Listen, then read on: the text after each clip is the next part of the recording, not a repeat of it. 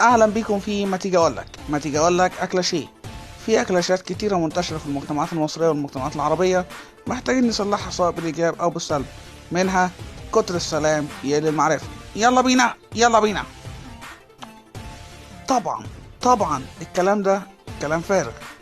كتر السلام بيكتر المحبه وبيزود التعارف والتآلف ما بين الناس.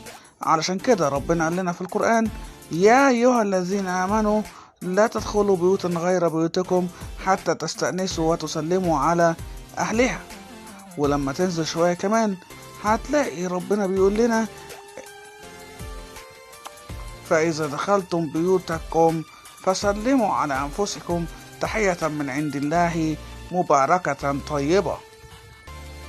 وفي الحديث: المسلم من سلم على المسلمين بلسانه ويده.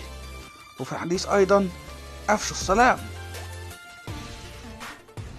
إذن القرآن والسنة بيقولوا لنا: سلموا تسلموا وتتسالموا.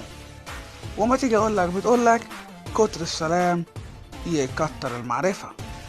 أخيرا أتمنى نكون استمتعنا وتعلمنا سوا. ما تنساش تعمل لايك وشير. كنتم مع مصطفى حسين.